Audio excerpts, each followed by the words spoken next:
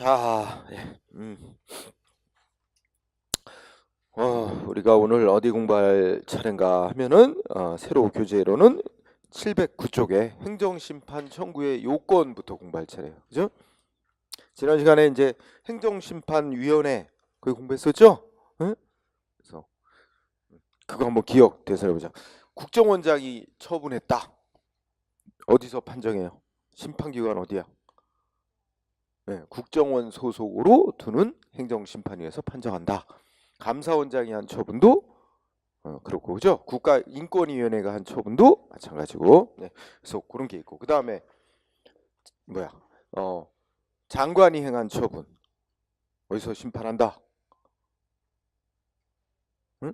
보건복지부 장관이 행한 행정 처분은 중앙행정심판위원회에서 판정한다. 그죠? 국민권익위원회에서 두는. 그 다음에 또 장관 소속으로 있는 뭐 병무청장, 산림청장 등에 행한 처분도 역시 중앙행정심판에서 판정한다. 시도지사, 교육감, 시도의회에서 행한 처분도 중앙행정심판위에서 판정한다. 또 국가하고 시도하고 이렇게 합작해가지고 뭔가 설치한 공공단체가 행한 처분도 중앙행정심판에서 판정한다. 그 다음에 시도 소속의 행정기관, 시군구청장, 시군구 의회에서 행한 처분, 시도지사 소속으로 두는 행정심판에서 판정한다. 뭐 이렇게 공부했어요. 그죠? 근데 중앙행정심판위원회 위원장은 누구야? 중앙행정심판위원회 위원장 누구예요? 응? 그치, 국민권익위원회에 소속돼 있는 부위원장 중 한 명이 된다. 응? 이렇게 돼 있죠. 자, 그런 것들이 있었고. 그러면 오늘은 709쪽의 행정심판 청구의 요건 거기 일단 눈으로 쭉 읽어보면 앞에서 공부한 요건들 있어. 그죠? 첫째, 청구인 적격, 즉 청구할 수 있는 법적 자격이 있는 자가 응? 또 제대로 피청구인을 상대로 해서 그죠? 또 청구할 수 있는 대상이 되는 처분이나 부작위를 대상으로 해서 정해진 청구 기간 내에 또 엄격한 형식을 요하진 않지만 일단 기재할 사항 기재한 서면으로 그죠? 그리고 청구서 내야 되는 기관에 갖다 내야 됩니다. 응? 그 중에 몇 가지는 앞에서 얘기한 거니까 여기서 나머지 요건만 공부한다. 그러면 자, 심판 청구 기간 요거 일단 암기해야 됩니다. 청구 기간 내에 청구를 해야 돼요.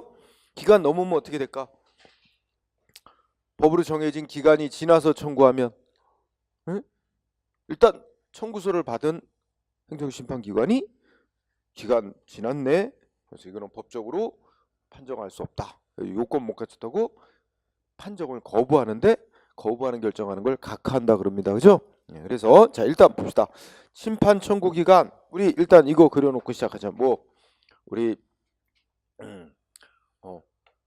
우리 저기 가면 안산시라고 유명하죠? 안산시.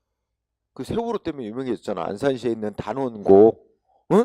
그죠? 안산시 단원구라고 있어. 응? 그래서 내가 이제 안산에 있는 학원에도 한 군데 가거든. 그래서 안산시를 하자. 안산시장이 A라는 사람한테 영업정지 처분했다고 치자. 영업정지 처분. 그러면 이 A가 이 영업정지 처분 때문에 불이익을 입었다. 그리고 영업정지 처분이 위법하거나 부당하다고 생각한다. 그러면 A가 청구인. 응? 그 다음에 요 영업정지 처분이 이게 대상. 그래서 내용은 취소해달라고 청구한다. 이게 제일 많이 하는 거야. 취소해달라고 행정심판을 청구한다. 그러면 누구를 상대로? 피청구인 누구야? 응? 영업정지 처분을 행한 행정청이 피청구이니까 안산시장이 피청구인이 되고, 그러면 피청구인이 정해지면 심판기관이 또 정해지는 거야. 그죠? 심판기관 어디예요? 안산시장이 한 처분 어디서 판정해요? 심판기관. 응?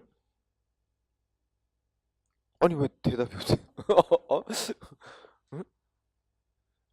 안산시장은 어디에 속해 있어? 경기도에 도지사 소속으로 있는 시군구청장 아니야? 그죠? 이거 어디 얘기했어? 경기도 행정심판위원회. 정확히 말하면 경기도지사 소속의 행정심판위원회, 줄여서 경기도 행정심판위원회에서 신청을 받아 판정하는 거죠. 응? 자, 이렇게 이제 구조가 되죠. 그런데 우리가 그래서 대상, 그다음에 청구인, 피청구인, 심판기관 이런 걸 공부했잖아. 그런데 오늘 공부할 건 지금 이 A가 안산시장으로부터 영업정지 처분받고 이거 위법 부당하니까 취소해달라고 신청을 하려고 하는데 언제까지 신청을 해야 되냐 이거죠. 청구서. 그래서 원칙적 청구기간 나왔죠. 거기 동그라미 1번 그거 잘 밑줄 치고 암기해둬야 돼요. 언제까지 청구해야 된대요. 자, 영업정지 처분이 있다는 걸 알게 된 날부터 90일 안에 청구해야 된대요. 그 밑줄 알게 된 날부터 90일. 응? 만약에 알았다면 무조건 그때부터 90일 이내에 청구해야 돼. 몰랐다면, 영업정지 처분이 있다는 걸 몰랐다면 첫째 줄 끝에 영업정지 처분이 있었던 날부터 180일 안에 청구해야 됩니다. 그러니까 있었던 날부터 180일 안에. 응? 자, 알게 된 날부터 90일, 있었던 날부터 180일 안에 청구해야 돼. 응? 그런데 자, 영업정지 처분하는 문서가 A한테 도착했어. 응? 등기 우편으로 전달이 됐어. 사인하고 받았어. 그러면 어떤 날이 될까? 그거 이 A가 직접 받은 날 이거로 뭐냐면 안 날이고 알게 된 날이고 이거로 동시에 있은 날이 됩니다. 이렇게 같은 날이 되는 경우가 많아요. 그러면 안 알게 된 날부터 따지면 90일이고 있은 날로부터 따지면 180일이잖아. 어느 게 먼저 와? 90일이 먼저 오죠? 안 날부터. 그러면 알게 된 날부터 90일 지나면 있었던 날부터는 아직 180일이니까 기간이 남았지만 청구 못 해요. 응? 그래서 둘째 줄 끝에 뭐랬어? 위에서 말한 두 개의 기간 중 어느 한 기간이라도 먼저 지나버리면 청구할 수 있는 기간 경과한 거야. 응? 그래서 이거는 뭐 하나 지났다고 하나 남아 있다고 청구할 수 있는 게 아니다 이거지. 둘 중에 뭐라도 먼저 지나면 청구 못 한다 이거죠. 응? 그러면 또 반대의 경우를 생각해 보자. 자, 극단적으로 생각해서 A한테 이제 A가 사장이라 A한테 영업정지 처분서가 나왔는데 A가 뭐야? 어디 외국에 멀리 갔었어. 응? 그래가지고 뭐 한 100일 만에 돌아왔어. 그런데 종업원이 영업정지 처분서를 받아놨어. 근데 어떻게 했어요? 알려주진 않았어 사장한테. 극단적으로 생각해 봅시다. 그러면 영업정지 처분서가 종업원한테 전달된 시점 있죠? 이 날이 어떤 날이야? 종업원한테 전달된 시점이 그게 바로 처분이 있었던 날이에요. 있은 날. 그런데 영업정지 처분의 상대방인 사장 A는 모르고 있잖아. 그럼 언제 알았느냐? 그 종업원이 받은 날로부터 100일이 지나서 이제 귀국을 했어. 그래갖고 종업원이 그래서 받았어. 그러면 그때 종업원으로부터 사장이 전달받은 날이 그 사장이 알게 된 날이에요. 그때부터 따지면 90일 안에 청구할 수 있잖아. 근데 뭐가 먼저 지나? 종업원이 받은 날, 그게 있었던 날이거든. 그날부터 180일이 먼저 지나버려요. 그러면 어떻게 돼요? 사장이 뒤늦게 돌아와서 알게 된 날부터 90일이 됐더라도 어떻게 돼요? 10일 차이 나죠? 그렇지만 이제 있었던 날부터 180일이 먼저 지났기 때문에 청구를 못해요. 해봐도 거절당해. 판정. 응? 그러니까 의미 이해하겠죠? 그래서 동그라미 1번 매우 중요한 거예요. 알게 된 날부터 90일 안에 있었던 날부터 180일 안에 청구해야 된다. 둘 중에 어느 하나라도 먼저 지나버리면 청구 못하게 된다. 응? 꼭 알아둬야 되고요. 이때 동그라미 1번에 이런 단어 있어. 알게 된 날부터 90일 이내에 그랬죠? 그리고 괄호치고 무슨 단어 있어? 불변기간이란 말 있죠? 한자 말 그대로 풀면 불변기간은 변경될 수 없는 기간. 그러니까 뭐 이 심판기관이 그 안날부터 90일 지났다. 근데 뭐 사정이 있다고 봐주고 이런 거 없어요. 그거는 딱 법으로 변경될 수 없는 기간으로 정해놓은 거야. 응? 근데 이제 둘째 줄에 있었던 날부터 180일은 그거는 이제 좀 이따 보겠지만 그 판정 기간이 180일 지났지만 180일 안에 청구를 할 수 없었던 어떤 인정해 줄 만한 정당한 사정이 있네. 그러면 좀 180일 지났어도 받아줄 수 있어요. 근데 90일은 변경이 안 돼요. 응? 그래서 불변 기간 90일짜리는 불변 기간이에요. 180일은 불변기간이 아니고 법조문 꼭 알아두고요. 그 다음에 내가 지금 설명도 약간 했지만은 법 규정은 1번인데 동그라미 1번. 그럼 1번에서 말하는 알게 된 날은 도대체 어느 시점을 말하는 거냐? 또 있었던 날이란 어느 시점을 말하는 거냐? 요게 이제 헷갈릴 수 있어요. 예를 들어서 아까 사장은 영업정지 처분서를 직접 받은 게 아니고 종업원이 받았어. 그러면 종업원이 받았는데 사장 알았다고 볼 수 있는 거냐? 이런 이제 문제가 되겠죠. 관련해서 동그라미 2번. 자, 뭐요? 안날. 그러니까 이게 이제 여기서는 안날이라는 말로 썼죠. 그게 이제 예전에 법조문은 안날이라고 돼 있었어요. 근데 최근에 바꿔서 알게 된 날 그랬는데 표현을 살짝 바꾼 거지 뜻은 달라진 게 없기 때문에 안날이 곧 알게 된 날을 뜻한다고 생각하면 돼요. 그 안날 이꼬로 알게 된 날은 어느 시점을 말한대요? 쭉 읽어보면 결국 핵심 단어가 뭐야? 두째 줄. 현실적으로 안날을 말해요. 응? 추상적으로 알 수 있었던 날을 말하는 게 아니래. 현실적으로 안날. 자, 안날 알게 된 날 이꼬로 현실적으로 안날.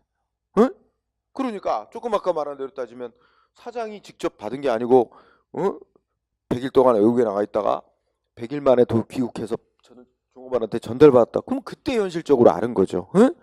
그때가 이제 안날이 되는 거죠. 그 다음에 또 하나 있었던 날은 언제를 말한대요? 응? 그 처분이 이제 전달이 돼서 그 효력이 발생한 날을 가리킨대. 그러면 이게 아까 예를 들면 종업원한테 전달이 되죠? 그러면 이 꼭 본인한테 전달이 돼야만 되는 건 아니거든. 응? 종업원이나 가족이나 뭐 동거인에게 전달돼도 일단은 도달이 된 거예요. 그래서 종업원한테 전달이 돼서 거기 이제 정해진 시점에 효력이 발생하면 그러면 그때 있었던 날이 되는 거예요. 응? 이거는 현실적으로는 상관 안 하고 객관적으로 따져서 알 수 있는 상태에 도달이 된 날이 이게 이제 있은 날이 되는 겁니다. 응?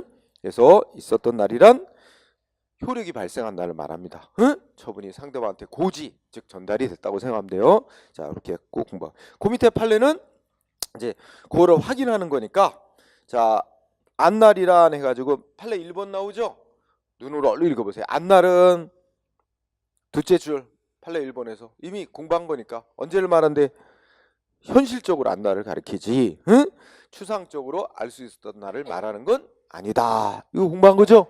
다만 여기서 체크할 거는 다만 셋째 줄 그거 공부합시다. 다만 우리가 통상적으로 볼 때 상대방 주소지에 처분한 저 영업정지 처분하는 문서가 도달이 됐어요. 그러면 보통 뭐라고 알 수 있어? 아, 상대방이 받았고 알 수 있었을 것이다. 응? 라고 추정을 할 수 있다는 거죠. 근데 여기에 보면 이제 그래서 추정이라는 단어가 맨 끝에 나오죠?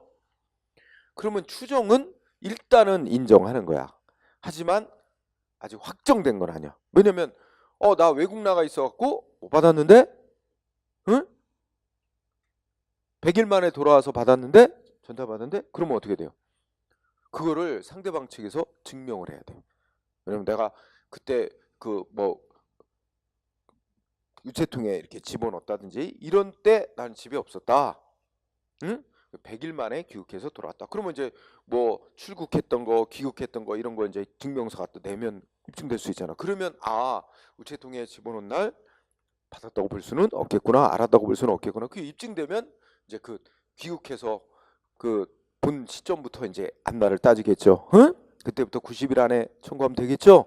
예, 이런 식으로 하는 거예요. 그래서 요 1번은 이제 위에서 공부한 거 빼고 나면 셋째 줄 서류가 주소지에 송달되는 등 사회 통념을 기준으로 볼 때 알 수 있는 상태에 놓여졌다라고 이제 놓여진 때는 반대의 증거가 제시되지 않는 한, 그죠? 반증이 없는 반대의 증거가 제시되지 않는 한 알았다고 일단 추정할 수 있다. 그러니까 만약에 이거를 깨려면 이 추정되는 힘을 깨려면 반대의 증거를 제시해야 된다는 얘기죠. 응? 그 논리. 그러면 2번, 3번이 같은 논리인데 자 2번 가볍게 생각합니다. 지금 사장이 직접 받은 게 아니고 누가 받았어요? 아르바이트 직원이 받았죠? 사장한테 온 고지서. 응? 그러면 이거 우리 분석해봐. 알바 직원이 받은 시점이 어떤 날이야? 있었던 날. 근데 사장한테는 아직은 전달이 안 됐어. 그러면 어떻게 돼? 아직 그 상대방인 사장은 현실적으로 알았다고 볼 수는 없지. 언제 알게 된다? 직원이 사장한테 전달했을 때, 그때가 안날이 되는 거지. 이해됐어요? 2번? 그럼 3번도 비슷해요. 3번은 우리가 이제 아파트에 거주하면 그 주민에게 뭔가 등기우편 오면, 만약에 받는 사람 없다 그러면 경비원한테 이제 등기우편 사인 받고 놓고 간단 말이에요. 응? 그게 이제 법적으로도 그걸 효력을 인정해요. 예전엔 관행상 하다가 최근에는 법으로도 인정을 하게 됐어요. 그러면 등기우편 왔는데 경비원이 받았어. 그 상대방 주민은 미국에 갔어. 응? 그랬는데 미국 갔다가 이제 한참 만에 돌아와서 전달받았어요. 경비원한테. 그럼 똑같은 논리야 아까. 경비원이 등기우편 사인을 하고 전달받은 시점이 처분이 있었던 날이야. 응? 그리고 미국 갔다가 귀국해서 아파트 경비원으로부터 전달받은 시점이 현실적으로 안날이 되는 거죠. 그죠? 응? 네, 그 의미겠죠? 그러면 그 3번 판례의 핵심은 뭐야? 경비원이 받은 날 이꼬로 외국 나갔던 그 아파트 주민이 알았다고 볼 수는 없다, 이 말 아니에요. 왜냐면 한참 뒤에 귀국해서 전달받았으니까. 무슨 뜻인지 아시겠죠? 네. 자, 그 다음에 4번. 네. 자, 4번을 좀 중시해야 되는데, 4번 판례는, 자, 두째 줄에 보니까 앞머리에 공고를 했대요. 공고. 뭐 게시판, 또 인터넷 뭐 이런 데 공고를 했대죠. 이 공고하는 것도 이제 전달하는 방법입니다. 근데 공고를 했는데 그 앞에 첫 단어 누구한테 공고를 했어요? 특정인. 응? 예, 그 두 개 단어 연결해요. 특정인에게 공고. 원래 특정인에게는 원칙적으로 뭐 하는 거죠? 그 문서를 그 사람 주소지로 이제 전달하는 거죠. 응? 송달하는 거야. 근데 거기 나왔더니 첫째 둘이 그 특정인 상대방의 주소지를 알 수가 없다든지, 응? 뭐 이렇게 될 때는 이제 공고라는 방법을 쓸 수 있게 돼 있는 거예요. 예외적으로. 그래서 여기서 키워드는 특정인. 어쩔 수 없어서 공고하는 방법을 썼다. 응? 그러면 그 특정인 언제 알았다고 봐야 된대요? 언제 알았다고 봐야 돼? 특정인. 자, 공고를 하면서 이렇게 써놨어. 공고하고 공고한 지 14일 지나면 요락 발생한다, 이렇게 써 있어. 그러면 공고하고 14일 지나면 상대방이 알았다고 봐야 돼? 그렇게 안 본다는 거죠. 역시 이것도 뭐예요? 응? 두째 줄에 공고가 효력 발생하는 날 알았다고 볼 수는 없고, 그 공고된 처분이 있었다는 점을 현실적으로 안 날부터 따져야 된다. 기간 계산을. 그죠? 자, 그러면 세 개 단어. 특정인 상대로 뭐 했어요? 공고. 그러면 안 날 언제로 본다? 공고한 게 효력 발생하기로 된 날. 이 날을 안 날로 볼 수는 없다. 그러면 셋째 줄 무슨 날? 역시 있었다는 걸 현실적으로 안 날. 이때부터 90일 기간 계산을 따져야 된다. 응? 자, 그럼 다음 페이지. 이거하고 비교하는 거야. 응? 그러면 이번에도 안 날인데, 자, 문장을 보니까 여기도 첫째 줄 누구한테 공고한대요? 응? 고시 또는 공고, 그러죠? 그럼 뭐냐? 공고라는 단어 하나만. 공고를 한데 누구한테 공고한대? 여기서는 불특정 다수인이야. 이런 경우는 뭐냐면 똑같은 내용의 조치를 수많은 사람들에게 할 때 그냥 개별적으로 문서로 통보하지 않고 이렇게 이제, 응? 게시판 또 인터넷 홈페이지 등에 이렇게 한번 공고하잖아요. 신문 등에. 응? 그래서 요거는 공고인데 불특정 다수인한테. 그러면 이 불특정 다수인이 안날을 언제로 잡아야 되느냐? 만약에 이렇게 보자. 개개인이 현실적으로 그거를 본 날, 공고한 걸. 그러면 개개인마다 다 안 시점이 달라져요. 그렇게 되면 다 누구는 행정심판을 청구하고 누구는 행정심판을 청구받고, 이쯤 이상해지죠? 그래서 요거는 획일적으로 해. 그래서 어떻게 해요? 불특정 다수인한테 공고한 경우는 뭐다?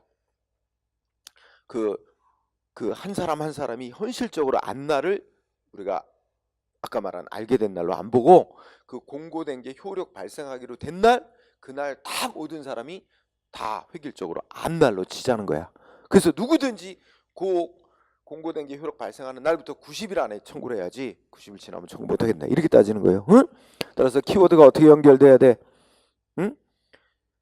공고, 근데 불특정 다수인한테 공고. 그러면 안날 언제로 본다? 공고가 효력 발생하는 날이야. 이거는 현실적으로 안날이 아니에요. 공고가 효력 발생하기로 된 날. 그러니까 아까 거하고 잘 대조해서 기억해야 되겠죠. 그리고 만약에 시험 문제에 이렇게 나온 경우도 한 번 있었어. 불특정 다수인이라는 단어를 안 썼어. 그리고 앞에 첫째 줄 통상 고시 또는 공고 방식으로 처분하는 거. 이런 말을 썼어. 그러면 통상 고시 공고 방식으로 처분한다 하는 말 속에는 그거는 불특정 다수인을 상대로 하는 경우란 말이야. 통상이 의미하는 바가. 왜냐면 아까 먼저 판례에서 봤듯이 특정인한테는 통상 주소지로 문서를 특정인의 주소지로 보내거든. 그러니까 공고는 특정인한테는 예외적인 경우에 하는 거란 말이에요. 그죠? 그런 점에서 통상 고시 공고 방식으로 처분한다 이 말만 딱 났다면 아 이건 불특정 다수인 상대로 하는 처분일 때를 말하는 거다. 응? 그렇게 기억을 하시기 바랍니다. 그 다음에 있은 날은 그 밑에 굵은 있은 날은 이미 알고 있는 거. 그죠? 그런 처분이 상대방한테 말하면 보내져서 도달이 돼가지고 효력이 발생하는 날을 있은 날이라고 한다. 응? 네, 그런 뜻. 자, 읽으시나. 자, 그러면 지금까지 한 건 원칙적인 청구 기한인데 예외를 또 두고 있습니다. 응? 각각 90일과 180일에 대한 예외를 두고 있는데 동그라미 1번. 방가루 1번 90일에 대한 예외 있는데 키워드 그냥 천재지변 하나 정도? 그지? 천재지변. 뭐 천재지변 전쟁 쭉 사유가 있죠. 결론은 이제 이게 불가항력적인 사유입니다. 본인 개인이 어쩔 수 없는 천재지변 등의 불가항력적인 사유 때문에 처분이 있다는 걸 알았어. 자기한테 어떤 불이익한 처분이 있다는 건 알았는데 90일 안에 청구를 할 수 없는 객관적인 이런 사정이 있는 거야. 그럴 때는 어떻게 된다? 둘째 줄 숫자 나오죠? 그 불가항력적인 사유가 소멸한 날로부터 14일 줍니다. 응? 사유가 소멸한 날부터 14일 괄호 속에 해외에 있다면 30일 그죠? 요 기간 내에 청구하면 된다 하고 예외 규정을 두고 있습니다. 그 다음에 밑에 방가로 2번 또 180일에 대한 예외를 두고 있어요. 180일은 이제 처분이 있었던 날로부터는 원칙이 180일 안에 청구를 해야 되는데 어떤 사유가 있을 때 처분이 있었던 날이 있었지만 언제? 응? 첫째 줄 끝에 정당한 사유래. 정당한 사유. 그러니까 처분이 있었던 날부터 180일 안에 청구를 하지 못한데 정당하다고 인정해 줄 수 있는 사유가 있었다면 여기서는 정당한 사유예요. 네. 그 사유가 있었다면 180일 지났어도 청구를 할 수 있고 판정기관이 받아준다는 얘기입니다. 응? 근데 정당한 사유는 여기는 좀 불명확하죠. 이거는 행정심판기관이 판정기관이 이제 고려해서 정당한 사유를 인정해 줄 것인지 이걸 판정해야 된다는 거죠. 그래서 그 둘째 줄부터 끝에부터 그냥 쭉 읽어봐요. 여기서 말하는 정당한 사유란 위에서 말하는 천재지변 등 불가항력적 사유는 물론 그것도 포함하고 그보다 더 넓게 본다 이거예요. 그뿐만 아니라 처분이 있으나부터 180일 안에 청구를 하지 못한데 정당한 이유다라고 인정해 줄 수 있는 그런 사유다. 좀 더 넓은 의미로 말한다는 거예요. 응? 네, 그거는 읽고 지나가세요. 네. 자, 그 다음에 방가로 3번. 요거 이제 뒤에도 또 공부할 텐데 거기 오고지 불고지라는 단어는 먼저 고지라는 용어는 알리는 행위죠. 응? 근데 오고지는 잘못 알려준 경우고 불고지는 안 알려준 경우를 말합니다. 응? 그러면 여기 이거 보세요. 안산시장이 A한테 영업정지 처분을 할 때는 문서로 해요. 영업정지 처분 문서로. 근데 문서로 하고 여기에 반드시 뭘 알려줘야 돼? 상대방한테 당신이 영업정지 처분에 승복 못하겠으면 언제까지 어디다가 행정심판 청구할 수 있다. 이거 알려줘야 되거든. 알려줘야 될 의무가 있어요. 행정기관은. 근데 잘못 알려줬어. 예를 들면 알게 된 날부터 90일 안에 청구해야 되는데 알게 된 날부터 180일 안에 청구하면 됩니다. 길게 잘못 알려준다든지 또는 아예 안 알려준 경우 그러면 상대방은 언제까지 청구해야 되느냐? 그런 문제가 있어요. 그래서 법이 규정을 두고 있어요. 자, 그거 읽어보면 첫째, 길게 잘못 알려준 경우 나오죠? 법이 정한 기간보다 길게 잘못 알려. 이게 오고지죠? 길게 잘못 알려주면 그러면 어떻게 하면 된대? 응? 상대방 길게 알려준 기간 내 청구하면 되는 것으로 인정합니다. 응? 응. 그러면 질문해보자. 근데 상대방은 처분이 있다는 걸 알았거든? 처분이 있다는 걸 알았어. 알았다면 언제까지 청구해야 돼? 원칙이 90일 안에. 근데 알았는데 행정기관은 뭐야? 180일 안에, 앞날부터 180일 안에 청구하래. 청구하면 된대. 그렇게 길게 잘못 알렸어. 그럼 알았는데도 180일 안에 청구할 수 있을까요? 그렇다. 알았을지라도 길게 알려주면 길게 알려준 기간 내만 청구하면 됩니다. 그래서 거기다 써놓으세요. 응? 아, 거기 내가 두째 줄에 가로 속에 써놨죠? 알고 있더라도 하여튼 길게 알려준 기간 내만 청구하면 된다. 응?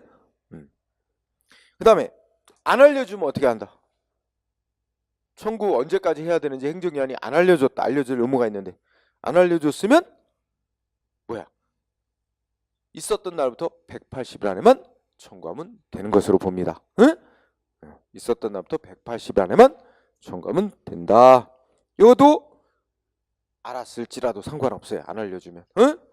그렇죠? 다 상대방이 법이 정한 기간을 알고 있든 모르고 있든 다 여기 규정대로 한다는 거예요. 그죠?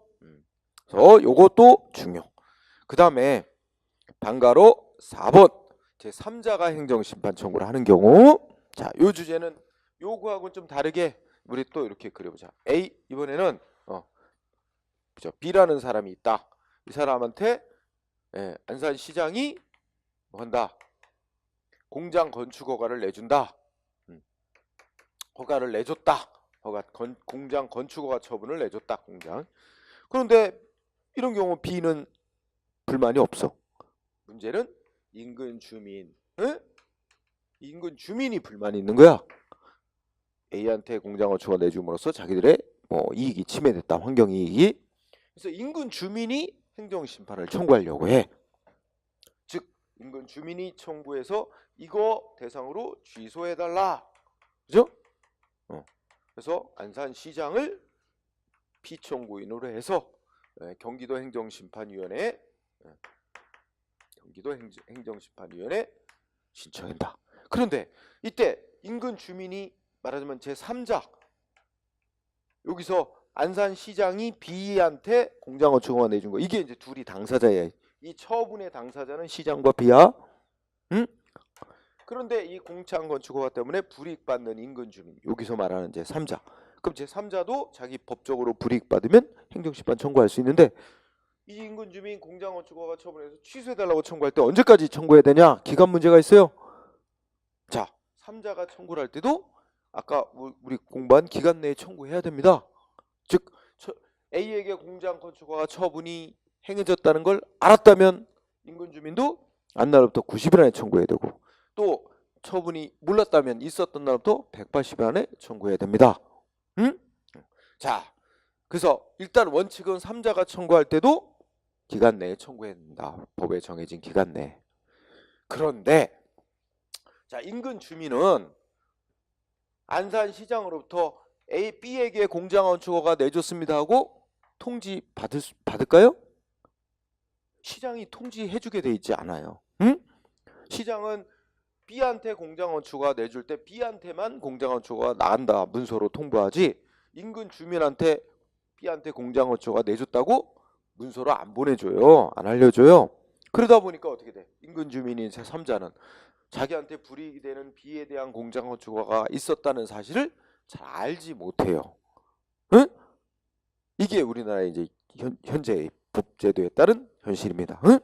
그렇기 때문에 안날로부터 90일 이걸 적용하기는 좀 그러면 너무 알게 되는 게 한참 늦게 알게 되죠.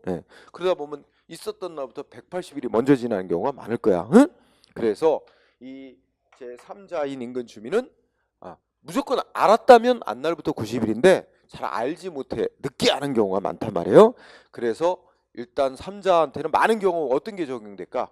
있었던 날부터 180일이 주로 적용될 거예요. 응? 그래서 있었던 날부터 180일 안에 청구를 하는데 또 3자는 그 또 아까 말한 정당한 사유가 있었다. 180일 안에 청구를 할 수 없었던 정당한 사유가 있었다. 이걸 좀 더 폭넓게 인정해 주는 거야. 그래서 3자는 좀 봐줘 많이. 왜냐면 처분이 있었다는 사실 자체도 잘 모르는 경우가 많으니까. 응? 예, 그래서 거기 보면 방가로 4번에 보면 쭉 그런 내용이 있어요. 그러니까 원칙은 법이 정한 기간 내에 청구를 해야 되는 거다. 그런데 뭐야? 첫째 줄 끝에 711페이지 첫째 끝에 다만 제3자는 처분이 있었다는 걸 잘 알지 못하는 처지에 놓이게 됩니다. 우리나라에서. 그렇기 때문에 뭐예요? 처분이 있었던 날부터 180일이 먼저 지나는 경우가 많아요. 그러니까 180일 지났다고 해서 또 청구 못하게 하면 잘 알지도 못할 뿐만 아니라 있었던 날부터 180일이 후딱 지나가는 경우가 많아. 그렇기 때문에 있었던 날부터 180일이 지났더라도 어떻게 된다? 또 나름대로 정당한 사유가 있었다 해서 기간 지나도 많이 받아준다 이거예요. 이게 우리 대법원이 이제 3자의 구제를 위해서 인정하는 제도다. 그죠? 그러나 어쨌든 3자도 알았다면 안날부터 90일 안에 청구해야 되는 건 당연한 거다. 이런 논리입니다. 그래서 뭐 어디를 딱 외운다기보다는 취지 아시겠죠? 네, 그렇게 공부하면 돼요. 그죠? 자, 쌍거로 3번 적용 범위 아주 중요합니다. 자, 먼저 뭘 알아야 되냐? 우리 행정심판법에서 국민이 청구할 수 있는 행정심판 종류 3가지 규정해놨죠? 뭐예요? 처분을 취소해달라, 취소 변경해달라는 취소심판, 처분을 무효 등으로 판정해달라, 무효 등 확인 심판, 내가 신청했는데 행정기관이 거부하거나 응답 안 한다, 조치해줘야 될 의무가 있는데, 그래서 의무이행심판, 이렇게 3가지 종류 있잖아요. 그죠? 그런데 자, 동그라미 1번 우리가 지금 공부한 청구기간 이거는 자, 첫째 줄 취소 심판을 청구할 때 하고, 그 다음에 신청했다가 거부받은 거 있죠? 거부 처분에 대해서 의무이행 심판 청구할 때만 이 기간을 적용받습니다. 첫째 줄. 그러면 둘째 줄 무효인지 등을 확인해 달라고 청구할 때와, 그 다음에 내 신청에 대해서 행정기관이 아무 대답을 안 하고 응답을 안 하고 있는 부작위에 대해서 의무이행 심판 청구할 때는 기간에 제한이 없습니다. 1번 동그라미 아주 중요합니다. 그래서 꼭 외워둬야 돼요. 자, 그 다음에 동그라미 2번은 그냥 읽고 지나가도 돼요. 자, 우리가 지금 기간 규정을 공부했는데, 물론 이거는 다른 법에 따로 규정이 있지 않는 한 이 규정대로 한다는 겁니다. 그죠? 그럼 예를 들어서 실질적으로 이제 표현은 행정심판이라고 안 하는데 실질적으로 행정심판의 성격을 갖는 게 있죠. 예를 들면 어떤 게 있을까? 우리가 지난번에 했죠. 손실보상할 때도 공익사업법상, 그죠? 그 토지 수익, 지방토지의 수용 재결에 대해서 이의 신청하는 거 있잖아. 중앙토지. 이게 실질적으로 행정심판이죠. 근데 거기는 이의 신청 며칠 안에 하래? 60일 안에. 그죠? 근데 안 날부터 60일 안에 하는 거예요. 이렇게 이게 개정이 됐어요. 90일로. 그런데 그러니까 올해 상반기 시험까지는 안 나오니까 신경 쓰지 말고 이제 하반기에만부터 적용해요. 시행이. 그러니까 그건 내지 않겠죠? 그럼 보다 적절한 예는 그거야.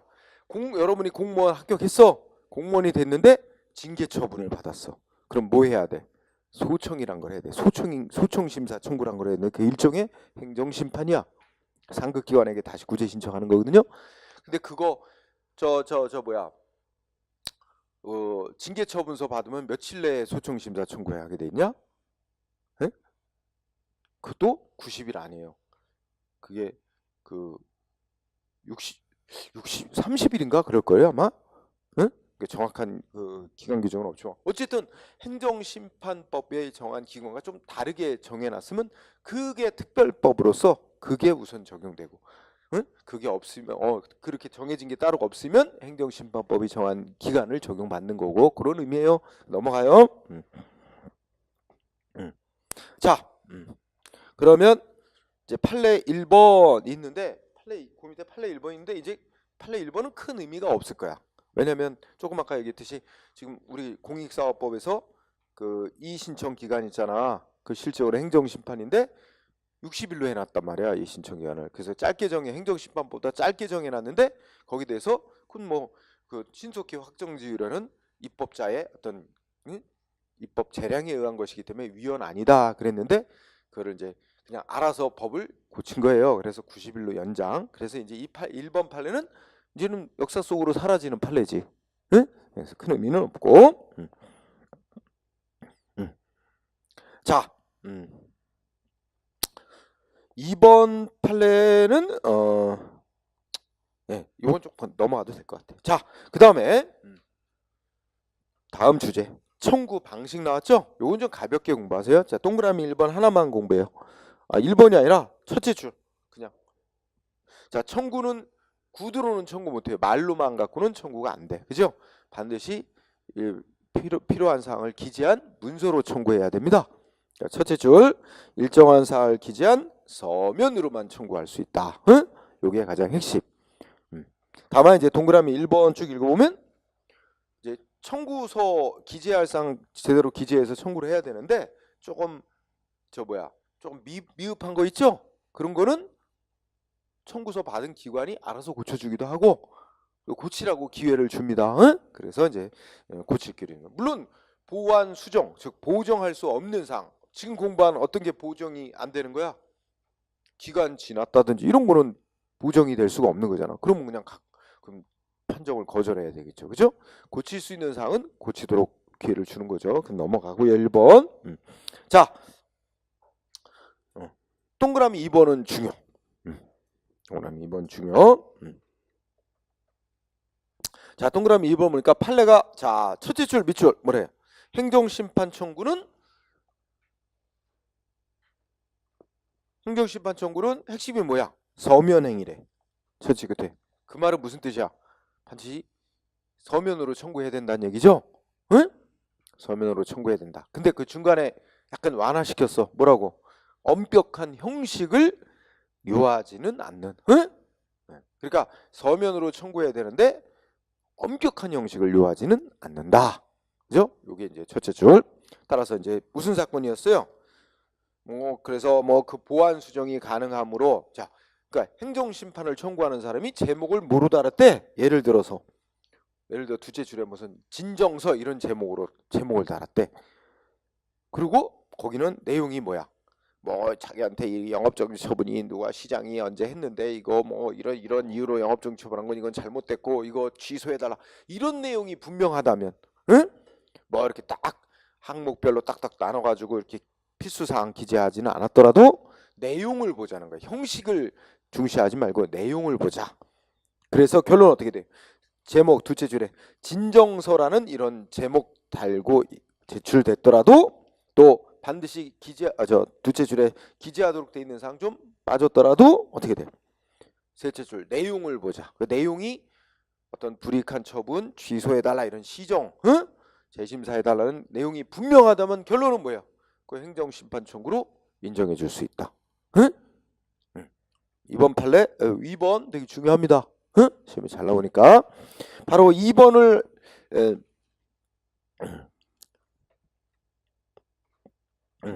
그거 잘 중요하고 그 다음에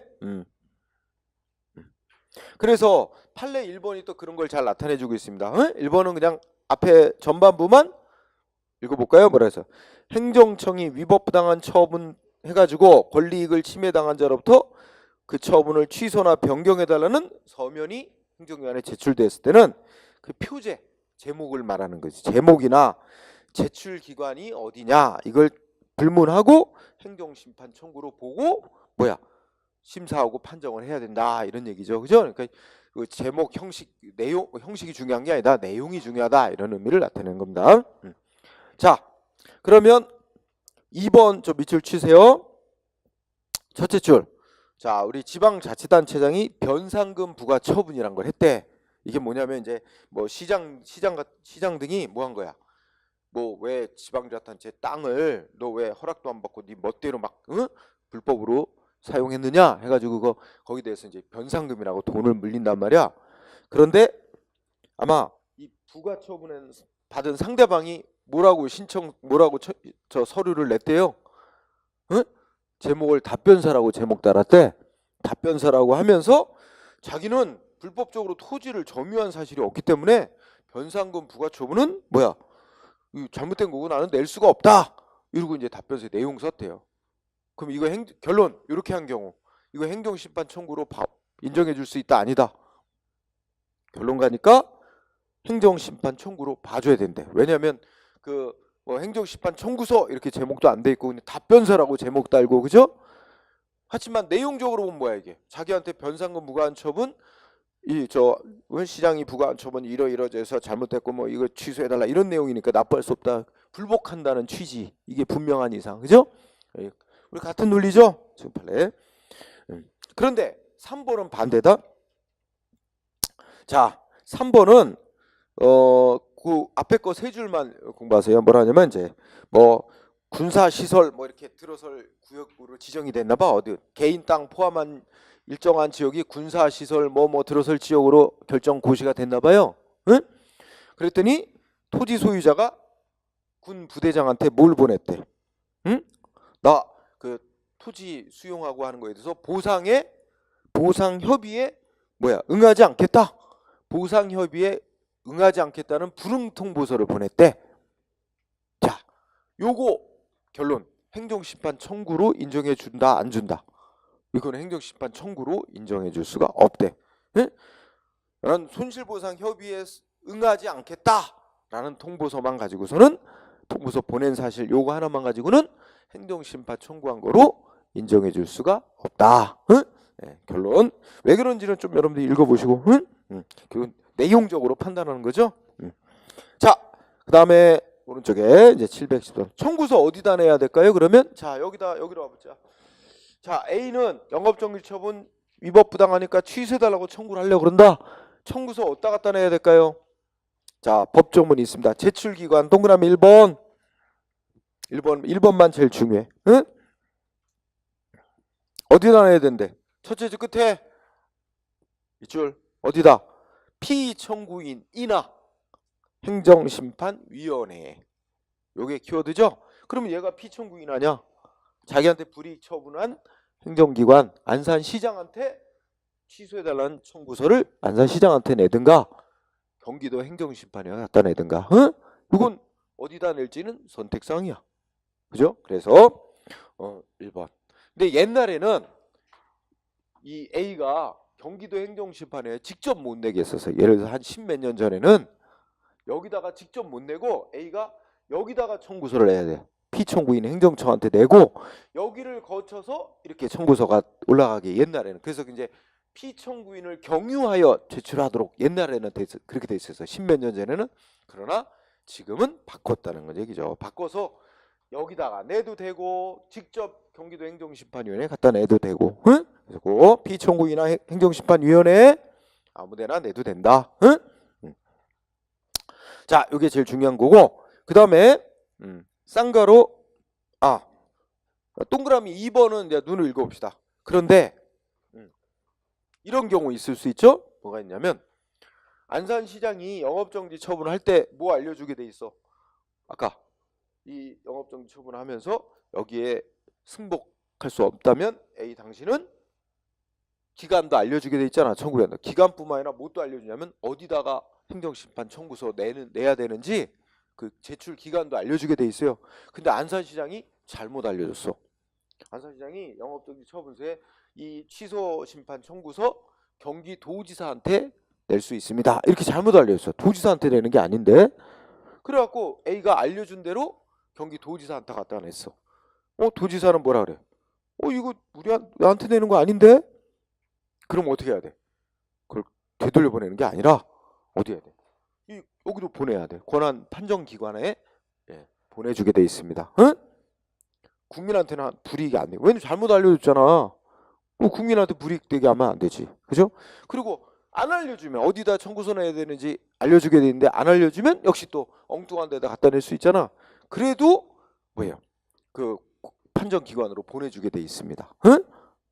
그리고 이 사람은 언제부터 청구한 거로 인정해 줄까? 청구서 낸 거로 인정해 줄까? 엉뚱한데 잘못 낸 시점부터 이 사람이 그때부터 청구한 거로 인정해 주는 거예요. 국민한테는 하나도 불이익 안 되게. 그런 게 이제 동그라미 2, 3번의 규정 내용입니다. 그거는 이해하면 됐죠? 1번이 제일 중요한 거고. 그러면 1번에 이어서 자, 청구서를 냈어. A가 이 사례에서 영업증 처분에서 취소해달라는 행정심판 청구서를 작성해서 냈어. 먼저 자, 쌍거로 2번 여기다 냈다고 치자. 피청구인 안산시장한테 냈어. 응? 피청구인에게 냈습니다. 그러면 안산시장은 어떻게 처리해야 된다? 자, A로부터 영업정지 처분 잘못됐으니까 취소해달라 청구서를 받아서 읽어본 안산시장 측은 어떻게 할까? 반응이 두 가지가 있을 수 있겠죠. 하나는 뭐야? 응? 아이고 이거 말도 안 되는 주장하고 있네. 응? 그럼 어떻게 돼? 거기에 반박하는 이제 자기네 영업정지 처분이 이래서 아무 문제 없다라는 이 뭐야? 그 답변서를 작성해서 그러면 청구인이 청구서 냈죠 안산시장한테. 그럼 여기다가 안산시장이 답변서를 작성해서 이 두 개 서류를 경기도 행정심판위원회에 보냅니다. 청구서 받은 거하고 답변서하고 10일 안에 보내게 돼 있어요. 응? 그게 이제 동그라미 1번이죠. 응? 피청구인인 안산시장이 청구서를 받으면 10일 안에 답변서를 작성해갖고 답변서 작성 같이 해서 경기도 행정심판위에 보내야 된다 이거 아니에요, 그죠? 이게 첫 번째 반응. 응? 만약에 두 번째 반응은 안산시장이 청구서를 받았어. 근데 어떻게 돼? A의 주장 맞는데 우리가 안산시장 측이 우리가 잘못한 것 같은데 영업정지 처분? 그럼 어떻게 할까? 그러면 역시 이제 이 안산시장 자기가 영업정지 처분한 건 잘못됐다. 그러니까 취소해달라 그랬으니까 취소한다. 이래가지고 취소시켜주고, 응? 취소시켜주면 이제 영업정지 처분 바로 없었던 일이 되죠. 취소시켜주고 그런 이제 이게 잘못됐다는 거 인정해서 취소시켜줬다. 이게 역시 답변서 작성해서 역시 10일 이내 일이 보내야 돼. 그러면 이제 여기서 취소시켜줬으면 끝나겠죠. 응? 그래서 여기서는 판정할 일은 없겠지. 그러나 이제 이렇게 처리됐다는 건 보내게 돼 있다는 거죠. 응? 그게 이제 동그라미 4번에 있는 거예요. 응? 그래서 동그라미 1번하고 동그라미 4번. 응? 그래서 이게 핵심인데 4번에 보니까 어떻게 돼? 자, 청구서 받은 청구인은 피청구인은 어떻게 했는데 4번에 쳤죠. 피청구인은 안산시장은 청구한 사람의 주장이 맞다. 그 청구가 이유 있다고 인정한다는 게 청구인의 주장이 맞다고 인정하면 어떻게 한대? 응? 알아서 영업정지 처분 취소나 변경해주고, 응? 그리고 뭐예요? 이렇게 취소 변경했다는 걸 A한테 청구인한테 알려주고 그 다음에 뭐야? 넷째 줄 끝에 청구서 그리고 답변서 10일 안에 보낼 때 응? 취소했다는 사실을 증명하는 문서 같이 해서 여기다 보내라 이렇게 돼 있는 거죠. 이해됐어요? 네. 자, 동그라미 1번하고 4번하고 이렇게 중시하고요. 그 다음에 자, 안산시장부터 영업정지 처분받은 A 뭐야? 정말 안산시 근처에는 시청 근처에는 가기도 싫다. 응? 그럼 바로 어디다 갖다 내도 돼? 경기도 행정심판위에 갖다 내도 돼. 그죠? 그럼 바로 청구서를 작성해서 경기도 행정심판위원회에 냈어. 그럼 경기도 행정심판위는 어떻게 해야 될까요? 한쪽 주장이 담긴 문서만 가지고 판정할 수는 없잖아요. 그러니까 어떻게 돼? 청구서를 일단 받으면 이 청구서를 복사해서 그죠? 여기로 안산시 시장이 피청구인한테 보내야 돼. 그러면 이걸 받은 안산시장 측은 아까 같이 10일 안에 답변서를 작성해서 또 보내고 이렇게 가는 거죠. 응? 네. 그래서 양쪽 서류를 다 받아서 청구서와 답변서를 받아서 이제 판정을 시작하는 거죠. 응? 그렇게 된다는 얘기입니다. 그 흐름 이해됐죠? 그러면 714쪽에 쌍가루 4번 물었어요. 크게 제목이 전자정보 처리 조직을 통한 심판 절차 수행 이렇게 제목이 있죠?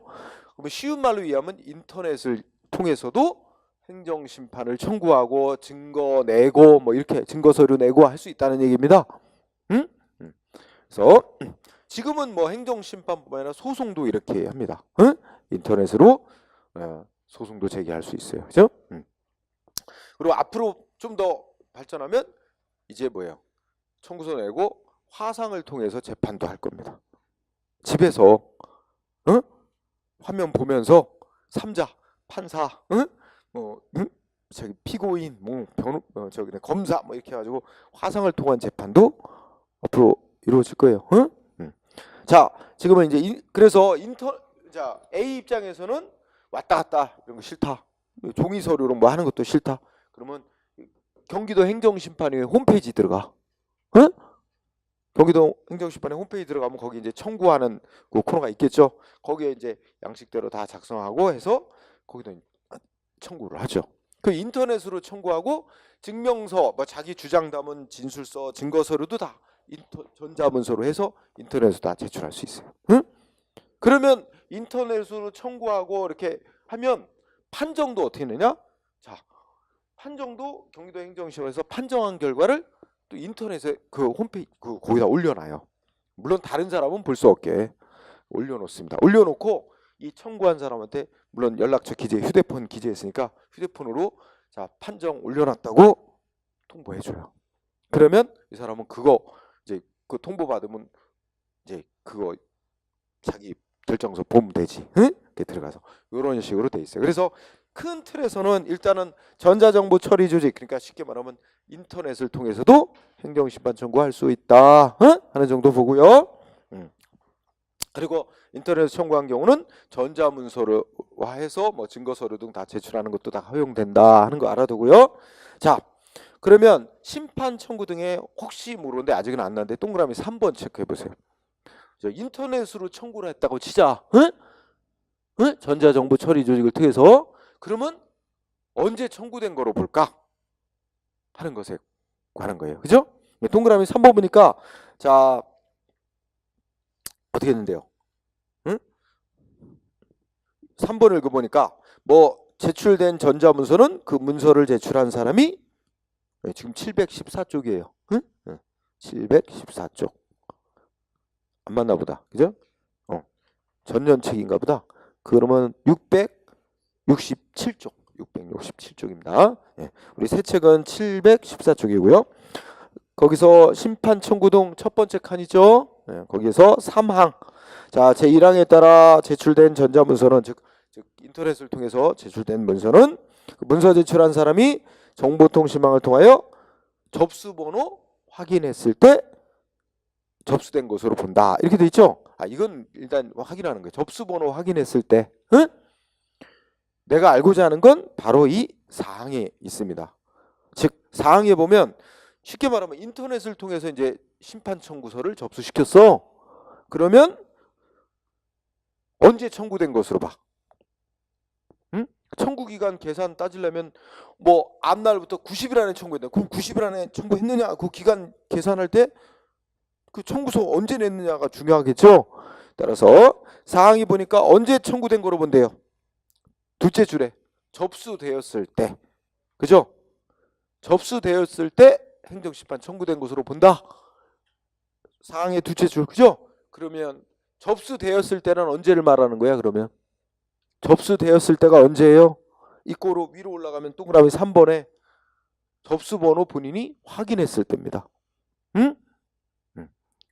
그러니까 사망의 접수번호 본인이 확인했을 때 이 꼬로 접수된 때야. 응? 사항에서 말하는 접수된 때. 그 접수된 때 청구한 것으로 보는 거야. 응? 네, 그 단어 정도 알아두고요. 자, 그 다음에 밑에 세 번째 칸 송달 등 있죠? 그럼 아까 말한 대로 이제 경기도 인터넷으로 청구를 하면 판정기관 심판위원회에서 최종 판정을 재결이라고 하는데 재결도 인터넷에 올려놓는다 그랬어요. 그리고 올려놨다고 통보해 준다 그랬죠. 그러면 그 청구한 사람은 한테는 언제 그 판정서가 도달이 된 거로 인정하냐 이거죠. 효력이 생기느냐 관련해서 사항이 중요해. 동그라미 사항. 그죠? 사항에 보면 제1항에 따른 서류의 송달은 이렇게 됐죠. 이거는 이제 1항에 따른 건 이제 이 판정 기관도 인터넷으로 청구한 사람한테는 다 인터넷으로 막 이렇게 이제 보내주고 한단 말이야. 그러면 그 상대방 청구인이 인터넷에 등재된 전자문서를 확인한 때 상대방한테 도달된 거로 본다는 거죠. 그러면서 다만 자 이렇게 판정 나왔습니다 하고 통보해줬잖아. 그죠? 그 상대방이 그거를 확인했을 때 도달이 된 거로 본다. 다만 상대방이 통지가 됐는데도 안 열어봤어. 얼마 동안? 2주 동안 안 열어봤대. 그럼 2주 지나면 열어봤든 안 열어봤든 2주 지나면 뭐야? 상대방한테 그 결정이 도달된 거로 보고 효력이 그 결정대로 효력이 생기는 거로 하는 거예요. 응? 그래서 거기 사항에 보면은 핵심이 뭐야? 응? 일단은 원칙은 언제 도달된 거로 봐요? 등재된 전자문서 확인했을 때 도달된 거로 보는 게 원칙. 그죠? 단 세 번째 줄 2주 안에 확인 안 했다. 2주가 지나면 어떻게 되는 거야, 결국? 넷째 줄, 셋째 줄, 넷째 줄. 결국 등재 사실 통지한 날부터 2주가 지나면 상대방이 확인 안 해도 도달된 거로 보는 겁니다. 응? 자, 그러니까 지금 이제 등재된 문서를 확인했을 때 도달이 된 거로 인정하고 효력이 생기는 건데 2주가 지나도록 확인 안 했다. 그러면 2주가 지난 어떻게 돼요? 지난 날이에요. 지난 다음 날 아니고 2주가 지난 날. 2주가 지난 날에 도달이 된 거로 본다. 이렇게 정리하면 돼요. 자, 그 다음에 또 하나의 주제. 이번에는 715쪽에 변경 취하 있죠? 간단한 주제. 심각하게 할 필요는 없고. 자, 이런 경우 있을 수 있어요. A가 안산시로부터 영업정지 받고 취소해달라고 청구했다가 아유 내가 뭘 잘못 알았네. 응? 이거 괜히 위법 부당하다고 청구했는데 괜한 짓 했네. 그럼 마음이 바뀌면 뭐 할 수 있어? 청구했던 걸 다시 물를 수 있어. 그게 취하야. 아 법원에 소송 냈다가도 취하할 수 있잖아. 그죠? 물르는 게 취하. 응? 변경은 나 예를 들면 이런 거 있을 수 있어요. 안산시장이 영업정지 처분한 거 취소해달라고 청구했다가 아예 이참에 이거 처음부터 중대하고 명백한 위법이 있는 조치라서 무효라고 주장을 하고 싶다. 그 무효로 확인해달라고 우리 청구 종류를 바꾸는 거예요. 무효 확인해달라는 청구로 바꿀 수도 있고, 그죠? 또 이유도 바꿀 수 있어. 예를 들면 자기한테 영업정지 처분한 건 맨 처음에는 자기는 영업정지 받을 위반 행위가 전혀 없었다. 있지도 않은 위반 사실을 가지고 영업정지 처분한 건 위법 이러고 이제 주장하면서 청구했는데 생각해보니까 뭔가 위반한 행위를 한 거는 같아. 그런데 그렇다고 해서 가벼운 위반인데 너무 센 조치가 나왔어. 그러면 뭐야? 이제 우리가 앞에서 배우는 비례 원칙 위반에게 과잉된 조치였다. 그래서 위법 이런 식으로 주장도 바꿀 수 있겠지. 이유를 그런 걸 포함하는 거예요. 그래서 청구 변경 동그라미 1번이 제일 중요한 거. 뭐라고 돼 있어요? 자, 청구한 자는 밑줄 쳐주세요. 청구의 기초에 변경이 없는 범위 안에서. 그 중요한 요건이에요. 청구의 기초에 변경이. 이거는 쉬운 말로 하면 애초 청구한 대상 이거 달라지면 안 되죠. 이거 갖고 취소하려고 청구했는데 딴 거를 판정 내려다고 대상을 바꾸면 되겠어요? 그럼 완전히 전혀 다른 사건이 돼버리잖아요. 그러니까 이게 청구의 기초에 변경이 없다는 거는 청구 대상이나 청구하는 사람이나 뭐 등등 이런 게 그 기본적인 게 바뀌지 않는 범위 안에서 이 중요한 기본적인 요소가 바뀌면 전혀 다른 청구가 돼버리면 그건 별개의 청구로 봐야지 원래의 청구를 변경하는 것은 아니거든. 그래서 요건 청구의 기초에 변경이 없는 범위 안에서 이게 중요한 요건. 그래서 청구 취지나 이유를 변경할 수 있고 또 두 번째 이런 경우도 청구 변경이 가능해. 어떻게? 일단은 이걸 한번 생각해보자. 요거를 안산시장이 자기 뭐 위반했다고 6개월 영업정지 처분했어요. 근데 A는 그래 내가 위반한 거는 맞긴 맞다. 근데 아주 가벼운 위반이라 뭐 영업정지 나오더라도 한 달 정도면 충분한 건데 6개월까지 한 건 너무 심하다. 이래가지고 6개월 영업정지 취소해달라고 청구를 했어. 그랬더니 안산시장 측에서 청구가 되고 난 뒤에 청구가 되고 난 뒤에 진짜 6개월은 좀 심하게 한 것 같은데 이렇게 생각이 들었다. 그럼 어떻게 할까? 청구된 6개월 영업정지 처분 알아서 취소. 그리고 약 한 3개월 정지 처분으로 바꿨어. 이렇게 바꿔버려요. 근데 상대방은 자기는 1개월 정도가 적당하다는데 여전히 3개월도 많다. 그러면 어떻게 돼요? 그런데 그 과정에서 보면 맨 처음에 청구했던 6개월 영업정지 처분을 안산시장이 청구가 된 후에 스스로 취소를 해버렸어. 없애버렸어. 그러니까 원래 청구했던 건 없어진 거지. 그리고 3개월 정지처분으로 바꿔버렸어. 이러면 원칙으로 따지면 A, 자기가 원래 청구했던 건 취소시켜서 없애버렸으니까 그거 갖고 계속 싸우는 거는 의미가 없습니다. 그러면 근데 행정청이 이제 3개월 정지 처분을 다시 내렸어. 그런데 3개월도 많다. 그러면 처음부터 다시 시작해야 되는 문제가 있거든. 3개월 정지 처분에 대해서 다시 청구서 작성해서 다시 제출해가지고 이렇게 해야 되는데 그 굉장히 청구인 번거롭잖아요. 그래서 청구가 되고 난 후에 시장 측, 피청구인 측에서 원래의 청구 대상인 처분을 취소나 변경을 해버렸을 때, 그리고 다른 조치로 했을 때 그 다른 조치에 대해서 다시 또 싸우려고 행정심판 청구하려고 하면 새롭게 처음부터 시작할 필요 없이 애초에 6개월 영업정지 처분을 대상으로 취소해달라고 청구했던 걸 행정청이 바꾼 3개월 정지 처분을 대상으로 취소해달라고 청구한 것으로 해달라라고 신청하면 돼요. 그러면 그 타당하다고 인정하면 여기서 그대로 그 받아들여서 그러면 처음부터 3개월 정지 처분을 대상으로 행정심판 청구가 된 것으로 보고 심사를 계속합니다. 응? 그게 바로 둘째 줄 얘기예요. 1번의 둘째 줄 뭐라고 돼 있어요? 행정심판이 청구가 되고 난 후에 피청구인인 시장이 새로운 처분을 한다든지 원래 청구했던 대상인 처분을 변경을 해버렸다든지 이러면 청구한 사람도 그 변경된 처분에 대해서 맞추어서 원래 청구를 그 변경된 처분으로 바꿀 수 있다는 얘기예요. 동그라미 1번 이거 공부하면 됩니다. 자, 그리고 밑에 동그라미 6번. 자, 그러면 이거는 이제 신청, 여기 청구 변경은 이 넘어가기 전에 동그라미 2번, 그 위에 동그라미 2번 중요해. 자, 자기가 청구했던 걸 변경하였던 거는 뭐 해야 된대요? 서면으로 신청해야 됩니다. 신청이 중요해요. 따라서 거기다가 써놓을 말은 행정심판 판정기관이 야 이거 바꿔 하고 알아서 바꿔주나요? 응? 알아서 안 바꿔줍니다. 그러니까 거기다가 신청이라는 말 위에다 직권으로, 행정심판 직권으로는 변경 못합니다. 응? 이거 꼭 써놓으세요. 직권으로는 변경 못합니다. 아니 직권으로 변경할 수 있다고 한다면 말이 안 되지. 국민은 6개월 영업정지 처분 취소해달라는데 야 그거 딴 거 취소해달라는 거로 바꾸자. 말이 안 되잖아. 응? 그래서 청구 변경은 반드시 신청이 있어야만 된다. 서면에 의한 신청이 있어야만 되지 행정심판위원회가 직권으로 변경해 주는 건 있을 수가 없다. 응? 변경. 아주 중요한 거. 그 다음에 6항.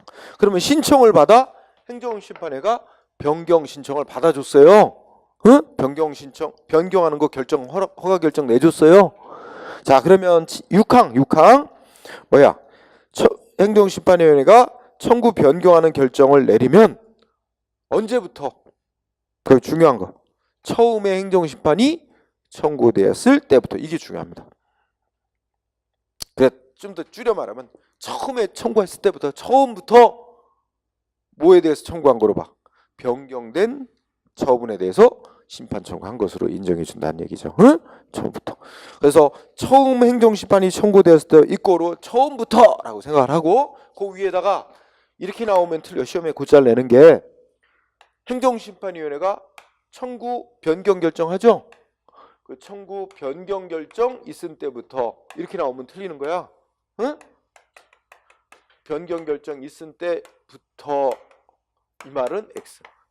청구 변경 결정 있은 때부터가 아니라 변경 결정은 나중에 내리지만 변경 결정이 내려지면 처음에 청구한 시점부터 변경된 사항에 대해서 청구한 거로 본다는 거예요. 응? 그게 포인트. 그죠? 자, 취하는 뭐 거의 잘 시험은 안 나오는데 자, 동그라미 1항 한번 읽어볼까요? 뭐라 그래? 청구에 대해서 이거는 그냥 읽어보죠. 청구에 대해서 행정심판위원회에서 의결, 즉 청구된 사항에서 결정 내리기 전까지 서면으로 청구인은 취할 수 있다. 그죠? 여기서는 취하 시점 언제까지만 취할 수 있어? 의결이 있을 때까지. 응? 청구된 사항에서 이미 다 심사해서 최종 결정 내린 그 결정까지 내린 뒤에는 나 안 할래요 하는 거 안 된다는 얘기야. 응? 그다음에 한편 생각해 볼 것. 응? A가 말하면 이거 위법이다 주장하면서 취소해달라고 싸움을 걸은 거야. 응? 근데 아직 판정 결정 나오기 전인데 중간에 A가 마음이 변해서 나 안 할래요 한다. 이때는 이 피청구인 측은 어디 싸움 걸어놓고 어디 중간에 도망가려고 끝까지 해야 돼. 이럴 수 있나? 안 돼요.